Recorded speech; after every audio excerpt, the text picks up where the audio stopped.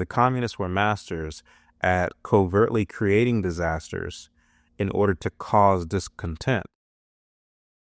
They did this, for example, by bombing their own houses and bombing black churches and then crying white supremacy.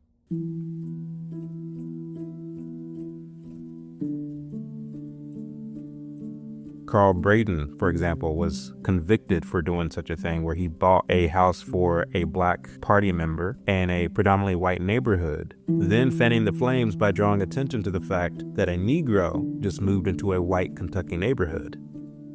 They arrested Carl Braden for bombing his own house and charged him with sedition, and he spent years in jail.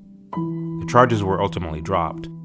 This, of course, should not be looked at as a revelation of innocence. The communists have dedicated a lot of time and effort to mastering litigation. Breaking news, the Illinois Supreme Court has just overturned Empire actor Jussie Smollett's conviction. In recent years, the charges against Jussie Smollett were dropped. Staging a racist and homophobic attack against himself, then lying about it to the police. It would, of course, be foolish to look at that as a revelation of his innocence.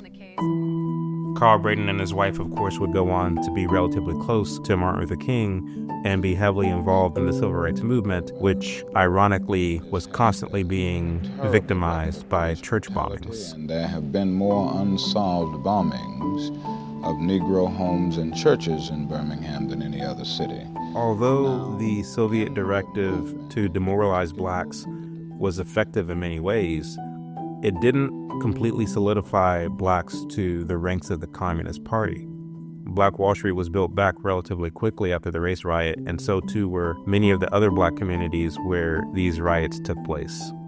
There were two reasons for this that the communists would come to understand by the 1930s. The first is that you have to remember that Booker T. Washington only died the decade before many of these race riots took place, and so the entrepreneurial spirit was still alive and well in many of the black communities.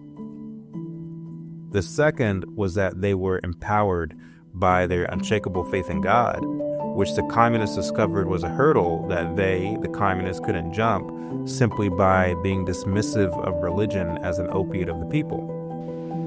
We have been watching the communist takeover of territories and countries. While this was going on, as a result of this, they set their sights on the church to subvert it for their own goals. Their movements follow a rather rigid pattern. There's a reason for this, because it is spelled out in the Communist International's official publication, Communists.